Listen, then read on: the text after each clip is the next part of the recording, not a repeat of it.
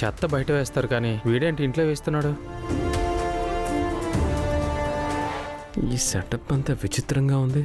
అందరూ రికమెండేషన్ లెటర్స్తో వచ్చారు. అభిమాని జస్ట్ వెళ్ళి కలిస్తే చాలు అని చెప్పింది. ఈ అభిమాని మరీ అమాయకురాల్లా ఉంది. అందరూ మంచోళ్ళు అనుకుంటుంది.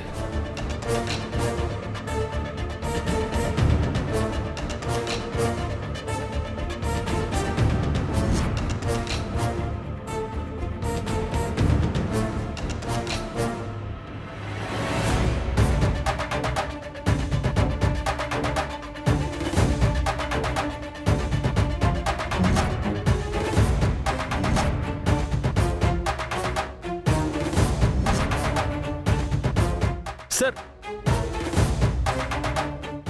సార్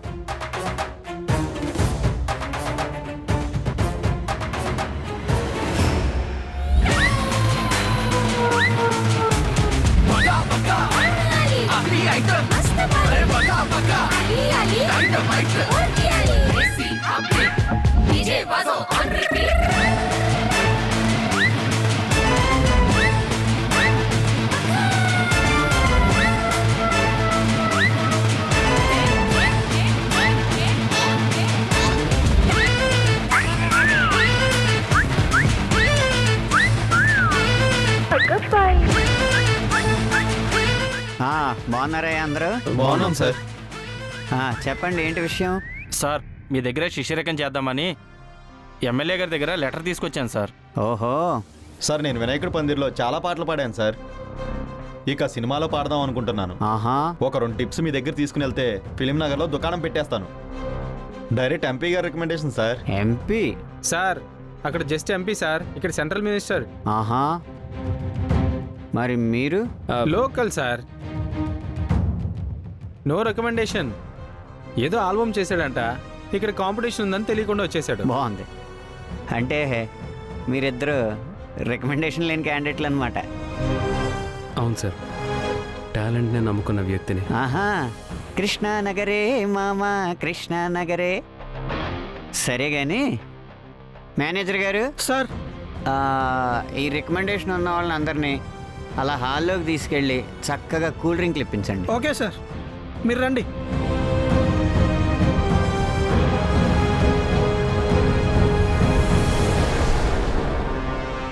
సరే సార్, నేను బయలుదేరుతాను. హే, నిన్నెవరు వెళ్ళమన్నారయ్యా? ఉండు. నోటితో చెప్పేదేముంది సార్, రికమెండేషన్ లెటర్ ఉంటే కూల్ డ్రింక్, లేదంటే సెండ్ ఆఫే కదా సార్ చెప్తారు. వస్తాను సార్. భలే తోడువేనయ్యా. ఇప్పుడు మన ఇంటికి ఎవరైనా గెస్ట్లు వచ్చారనుకో ఏం చేస్తాం? ఏ కాఫీయో కూల్ డ్రింకో ఇచ్చి మర్యాద చేసి పంపించేస్తాం. వాళ్ళు కూడా అంతే.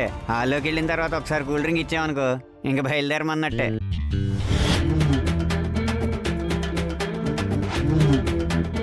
అంటే వాళ్ళు రికమెండేషన్ లెటర్స్ తెచ్చారు కదా సార్. భలేటోడునే. ఇప్పుడు మా అబ్బాయికి పలానా స్కూల్లో సీట్ కావాలండి అంటే రికమెండేషన్ చేయొచ్చు. అదే మా అబ్బాయికి చదువు అవ్వట్లేదు, వాడికి చదువే రావాలి అంటే ఎవరి చేత రికమెండేషన్ చేస్తే మాత్రం ఏమవుతుందయ్యా? ఎవడు చదువు వాడు చదువుకోవాలి.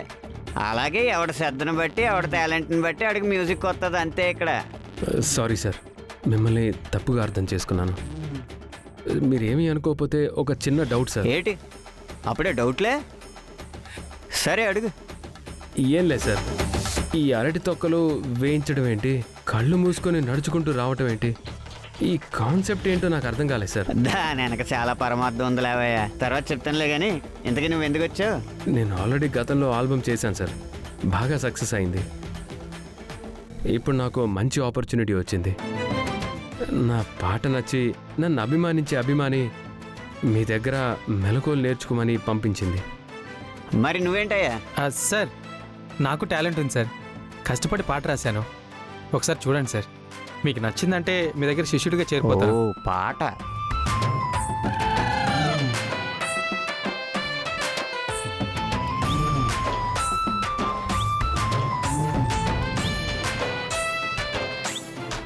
పాట అద్భుతంగా ఉందయ్యా. Thank you sir. అందులో సాహిత్యం ఇంకా బాగుంది. కానీ నేను రాసిన పాటనే ఆ పదులు హా పెట్టేసి తీసుకొచ్చేసావు చూడు, దానికి కాపీ అంటారయ్యా, టాలెంట్ అనరు. ఏమన్నా వీలుంటే టాలెంట్ ఏమన్నా ఉంటే చూపెట్టు. ఏం చూస్తున్నావు? బయలుదేరు. Sorry sir. ఇంకేంటయ్యా చరణ్, ఏదో ఈవెంట్ అన్నావు, ఏదైనా పాట ప్రిపేర్ అవుతున్నావా?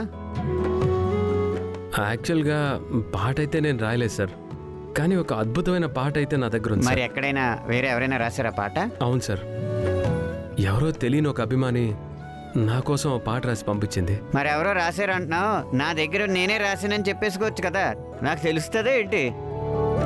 అలా చేస్తే సరస్వతికి ద్రోహం చేసినట్టుగా సార్. నిజమైన కళాకారుడు అలాంటి పని చేయలేడు సార్. గుడ్, నీ నిజాయితీ నాకు నచ్చిందయ్యా. సర్లే, నువ్వు ఇందాక డౌట్ అడిగావు కదా, ఆ కళ్ళు మూసుకుని అట్టుపండు తొక్క మీద కాలు వేయకుండా ఎలా వచ్చానా అని. అది ఎందుకంటే ఇప్పుడు నేను మెట్లు మించి దిగొచ్చినంతసేపు నా కళ్ళు తెరిసే ఉన్నాయి కదా, ఫ్లోర్ మీద ఎక్కడెక్కడ ఏమేమి ఉన్నాయో నాకు తెలుస్తున్నాయి కదా. ఒక్కసారి తెలిసిన తర్వాత ఇక్కడ రిజిస్టర్ అయిపోద్ది. అప్పుడు కళ్ళు మూసుకున్నా సరే మనం చేరాల్సిన చోటకి చేరిపోవాలి. ఫోకస్. మ్యూజిక్లో కూడా మనకు అదే కావాలి, ఓకేనా? సంగీతంలో కూడా అంతే.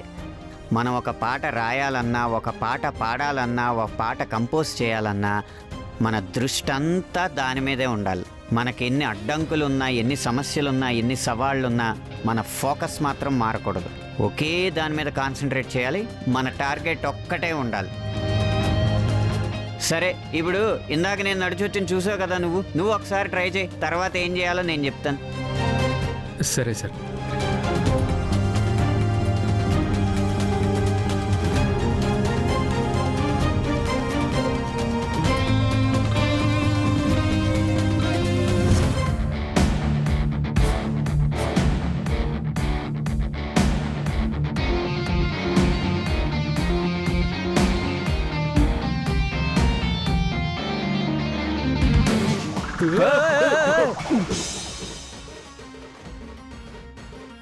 Sorry sir. ఏం పర్లేదయ్యా, ఏ తప్పు చేయకపోవడం ఇంకా పెద్ద తప్పు. నీకు కాన్సన్ట్రేషన్ బాగానే ఉంది, కానీ కొద్దిగా డిస్టర్బెన్స్ ఉంది. ఆ ఒక్క డిస్టర్బెన్స్ క్లియర్ చేసుకుని మొత్తం కాన్సన్ట్రేట్ చేసావు అనుకో, నువ్వు అనుకున్న గోల్ డెఫినెట్గా రీచ్ అవుతావు. దా దా వెళ్ళి కూర్చో. మేనేజర్ గారు, ఇదిగో నువ్వేదో పాట ప్రిపేర్ అయ్యాన్నావు కదా, ఏదో ఒకసారి పాడు.